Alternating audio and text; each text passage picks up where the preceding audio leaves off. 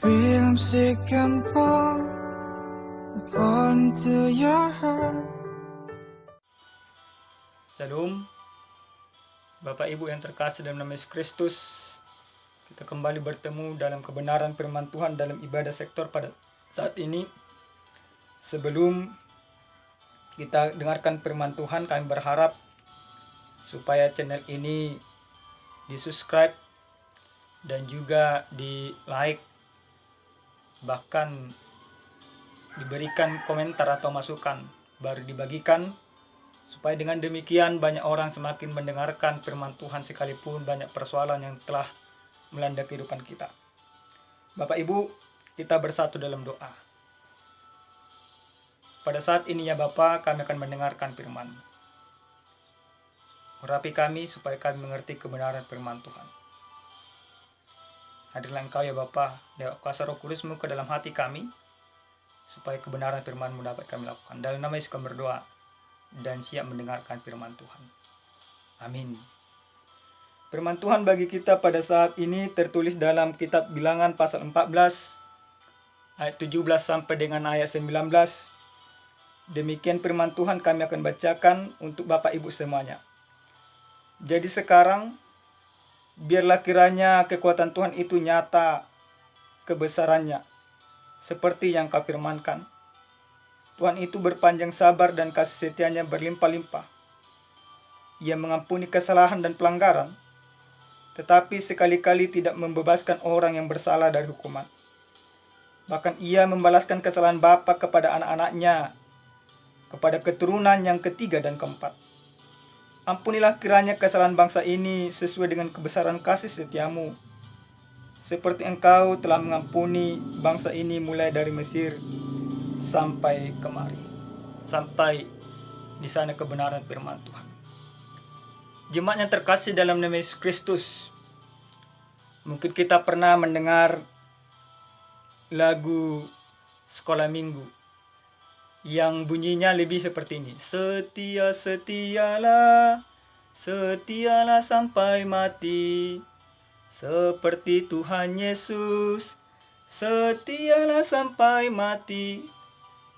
Jika lagu itu kita dengarkan, maka ada pesan yang mau disampaikan di sana dalam lagu tersebut, yaitu soal kesetiaan.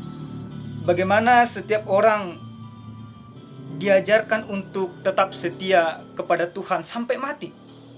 Jadi kalau dikatakan sampai kapan kita setia, jawabannya adalah sampai mati. Jadi nggak ada batasan soal kesetiaan. Selagi hidup, selagi bernapas, selagi bisa memuji Tuhan, tetaplah setia. Kebenaran firman Tuhan bagi kita pada saat ini diberikan tema kepada kita, yaitu tentang kesetiaan Allah. Bapak Ibu, berbicara soal kesetiaan mungkin banyak pengertian dan pendapat dari masing-masing orang. Tetapi dalam hal ini kami kategorikan ada 3 kesetiaan. Yang pertama, setia walaupun tidak setia. Setia walaupun tidak setia. Dalam arti seperti ini Bapak Ibu. Banyak orang sangat gampang berkata aku setia, untuk meyakinkan seseorang pada kenyataannya dia tidak setia. Pada kenyataannya dia berbohong. Pada kenyataannya dia hanya memanipulasi, hanya sebatas meyakinkan walaupun dia tidak pantas untuk diyakini. Yang kedua, ada itu kesetiaan untuk cari untung, atau kesetiaan yang harus beruntung. Artinya seperti ini, ada orang dia setia sama seseorang selagi masih menguntungkan, selagi masih bermanfaat baginya, selagi masih bisa dipergunakan. Tapi kesetiaan seperti ini tidak diinginkan oleh Tuhan. Yang ketiga yaitu kesetiaan yang mau berkorban dan rugi. Kesetiaan ini merupakan kesetiaan yang Tuhan inginkan dan yang sudah Tuhan berikan kepada kita. Kenapa kami katakan seperti itu? Kita percaya bahwa Kristus sudah menunjukkan kesetiaannya kepada kita lewat pengorbanan yang sudah Dia lakukan. Bapak Ibu, jemaat yang terkasih dalam Kristus Yesus, pada kebenaran firman Tuhan yang sampai kepada kita pada saat ini bercerita tentang bagaimana orang Israel ketika Tuhan bawa keluar dari tanah Kanaan melalui hambanya Musa. Ketika mereka hampir masuk ke tanah Kanaan, maka terlebih dahulu Musa menyuruh 12 pengintai dari masing-masing suku yang ada di Israel. Mereka disuruh mengintai kota Kanaan, bagaimana soal kehidupan di sana. Tujuannya adalah supaya orang Israel mempunyai strategi untuk masuk ke sana. Setelah 40 hari pengintai dari ke-12 orang yang disuruh masuk ke tanah Kanaan, mereka pun pulang menghadap Musa dan Harun. Mereka bercerita soal pengalaman yang mereka rasakan selama 40 hari selama di tanah Kanaan. Dari ke-12 yang masuk mengintai ke tanah Kanaan, ada 10 orang yang memberikan suatu pandangan yang menggoyangkan keyakinan orang Israel untuk masuk ke tanah Kanaan. Mereka bilang dengan rasa pesimis bahwa tidak mungkin mereka mampu menaklukkan orang-orang Kanaan karena temboknya yang besar, orang-orangnya besar dan kuat-kuat, bahkan jumlahnya sangat banyak. Hanya 2 orang yang berpendapat berbeda, yang benar-benar yakin bahwa tanah Kanaan akan mampu mereka taklukkan, yaitu Joshua dan Kaleb. Setelah orang Israel dan suku-suku Israel mendengarkan berita yang disampaikan oleh ke-12 pengintai, maka yang terjadi adalah kekecewaan yang mendalam. Kenapa kami katakan kekecewaan yang mendalam? Bapak Ibu, orang Israel menjadi takut, menjadi gemetar, bahkan seakan-akan mereka menyesal kenapa harus meninggalkan Mesir. Walaupun notabene-nya selama mereka berada di Mesir, mereka senantiasa merasakan siksaan yang diberikan penguasa Mesir dan orang-orang Mesir. Mereka melupakan bagaimana penyertaan Tuhan. Selama 40 tahun perjalanan mereka sudah Tuhan lindungi. Selama 40 tahun perjalanan mereka sudah Tuhan sertai. Ketika panas di padang gurun, Tuhan berikan embun untuk menutupi mereka dari kepanasan. Ketika mereka kedinginan, Tuhan berikan tiang api supaya menghangatkan mereka dan melancarkan jalan mereka. Ketika mereka lapar, Tuhan berikan juga makanan, yaitu manna. Tetapi walaupun demikian penyertaan Tuhan dalam kehidupan mereka, karena mereka dikenal sebagai bangsa yang tegar tengkuk, sebagai bangsa yang mudah berubah-ubah, sebagai bangsa yang tidak mempunyai keyakinan yang teguh kepada Allah, maka mereka bersungut-sungut kepada Musa. Mereka menyesali keberangkatan itu. Mereka katakan, kenapa kami harus mati di padang gurun ini? Semuanya yang mereka sampaikan kepada Musa membuktikan bahwa mereka melupakan penyertaan Tuhan dalam hidup mereka. Ketika persoalan datang, mereka melupakan Tuhan. Ketika persoalan datang, mereka lupa akan kebaikan Tuhan dan kasih setia Tuhan yang senantiasa Tuhan berikan kepada mereka.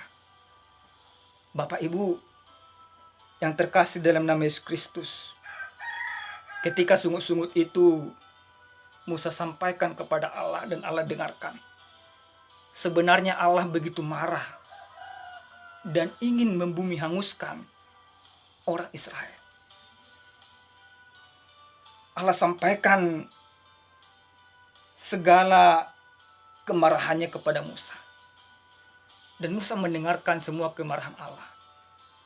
Tapi apa yang terjadi di dalam kebenaran firman Tuhan perikop kita pada saat ini? Dengan penuh ketulusan, Musa datang memohon kepada Allah, memohon pengampunan, supaya sekiranya Tuhan jangan menghukum mereka, supaya sekiranya Tuhan menunjukkan kebesaran dan kasih-Nya kembali kepada mereka, supaya Tuhan berikan lagi kesempatan kepada mereka. Bapak Ibu, ketika Musa sampaikan semua keinginan-keinginannya kepada Allah, Allah pun akhirnya mengiyakan dan tidak jadi menghukum orang Israel. Tapi apa yang disampaikan kebenaran firman Tuhan pada saat ini? Dalam ayat yang ke-18, Tuhan berikan suatu perjanjian kepada Musa dan juga kepada bangsa itu. Tuhan itu berpanjang sabar dan kasih setia-Nya berlimpah-limpah. Ia mengampuni kesalahan dan pelanggaran, tetapi sekali-kali tidak membebaskan orang yang bersalah dari hukuman. Bahkan ia membalaskan kesalahan bapa kepada anak-anaknya, kepada keturunan yang ketiga dan keempat. Tuhan katakan, oke, pada saat ini aku akan mengampuni mereka. Tapi nantinya ketika mereka tetap tidak setia kepadaku, aku akan menuntut pembalasan kepada mereka. Aku akan menghukum mereka oleh karena keberdosan mereka. Aku tidak akan membiarkan dan juga tidak akan berkompromi lagi akan kesalahan-kesalahan mereka. Bahkan aku akan tuntut kesalahan yang mereka lakukan sampai dengan keturunan ketiga dan keempat. Artinya apa? Selagi belum ada pertobatan yang terjadi bagi orang Israel, bagi anak-anaknya, bagi cucunya, maka pembalasan itu akan senantiasa Tuhan berikan. Maka Tuhan akan menghukum mereka, sekalipun mereka sudah Tuhan tuntun dari tanah Mesir memasuki tanah Kanaan.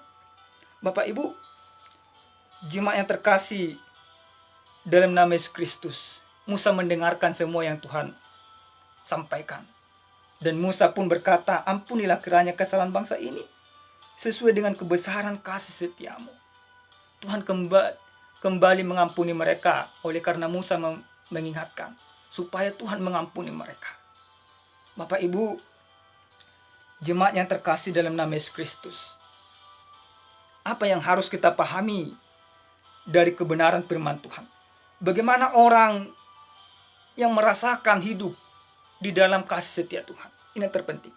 Atau menjadi pertanyaan yang terbesar, apakah Bapak Ibu semuanya sudah hidup dalam kasih setia Tuhan? Bapak Ibu, apa yang membuat orang Israel gagal untuk hidup dalam kasih setia Tuhan? Yang pertama, ketika persoalan datang, mereka tidak siap untuk itu. Mereka hanya mau menerima yang baik. Mereka hanya mau menerima berkat-berkat. Mereka tidak mau ambil pusing dalam persoalan. Mereka hanya mencari jalan pintas. Maka hal itulah yang membuat mereka gagal merasakan kasih setia Tuhan dalam kehidupan mereka. Yang kedua yang membuat mereka gagal dalam merasakan kasih setia Tuhan, yaitu ketika berkelimpahan. Boleh kita mengingat dalam kitab Keluaran, yaitu ketika Musa dan Harun naik ke gunung Tuhan, dan Musa sampai ke gunung Sinai dan Harun menunggu selama 40 hari 40 malam. Mereka tidak melihat Musa untuk turun, karena mereka bersungut-sungut. Mereka meminta Harun untuk mendirikan anak lembu emas. Pada saat itu mereka penuh dengan kelimpahan. Maka kegagalan mereka yang kedua, dalam kelimpahan sekalipun mereka tidak mampu melihat bagaimana kebesaran Tuhan dalam hidup mereka.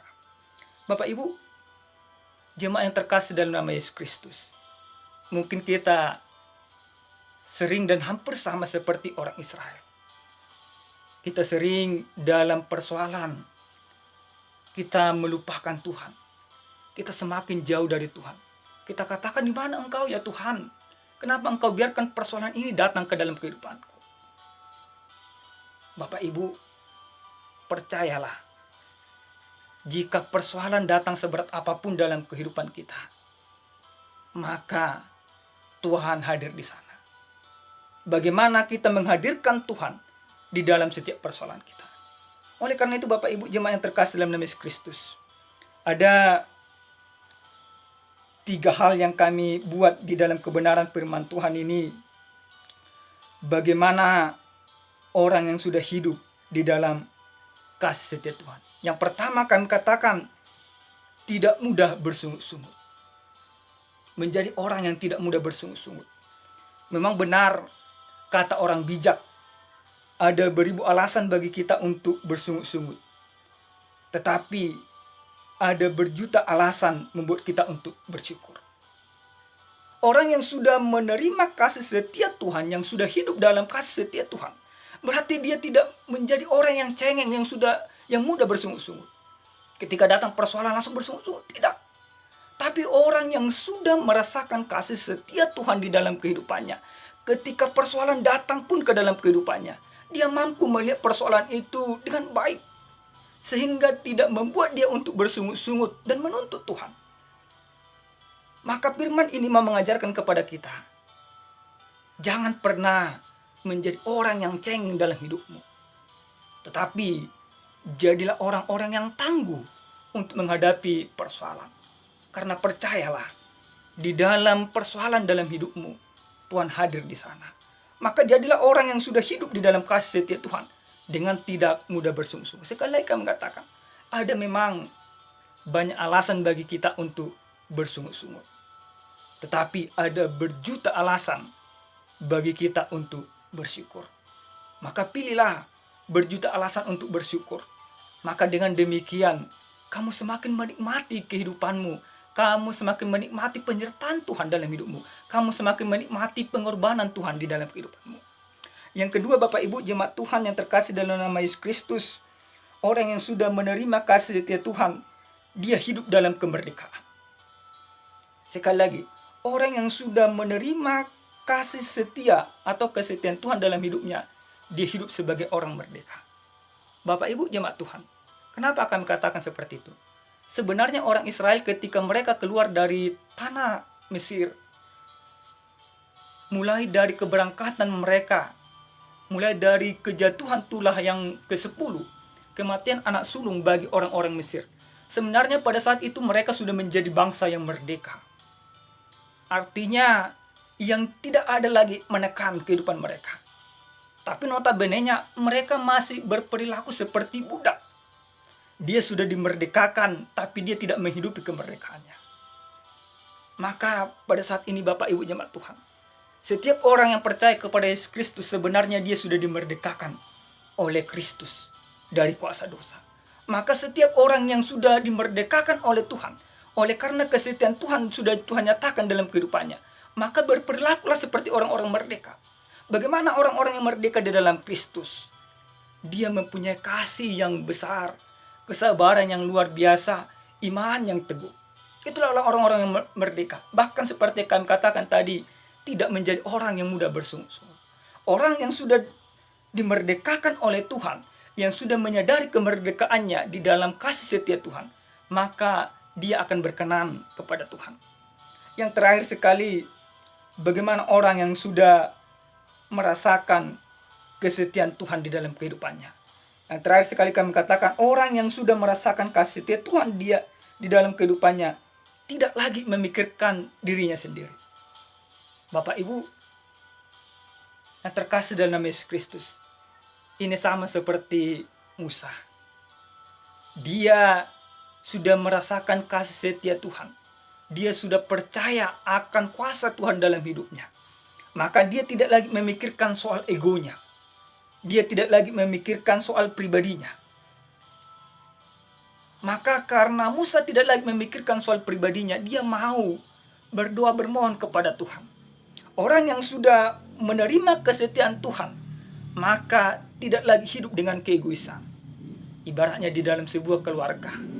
Kalau Bapak Ibu yang sudah di dalam keluarga sudah merasakan kesetiaan Tuhan dalam hidupnya, tidak lagi dia hanya sebatas mencintai pasangannya biasa-biasa saja.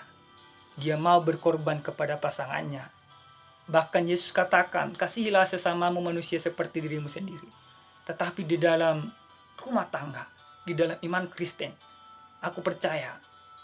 Saya mau katakan kepada kita semuanya, kepada Bapak Ibu semuanya, kasihilah istrimu, pasanganmu, anak-anakmu melebihi engkau mengasihi dirimu sendiri. Yang artinya seperti apa Bapak Ibu jemaat Tuhan? Yang artinya kalau engkau mau memikirkan mau makan enak, lebih baik itu buang jauh-jauh. Tapi pikirkanlah bagaimana anak-anakmu supaya sejahtera, bagaimana suamimu supaya sejahtera, bagaimana istrimu supaya sejahtera. Setiap orang yang sudah hidup di dalam kesetiaan Tuhan, setiap orang yang sudah hidup di dalam anugerah yang Yesus berikan, maka dia mengasihi pasangannya, mengasihi keluarganya, melebihi mengasihi dirinya sendiri. Sekali lagi, rasakanlah dan nikmatilah kasih setia Tuhan di dalam kehidupanmu. Amin. Kita berdoa. Terima kasih ya Tuhan buat segala kebaikan dan kemurahan-Mu dalam hidup kami. Benar ya Tuhan, bahwa kami sudah merasakan kesetiaan-Mu lewat pengorbanan yang Engkau berikan.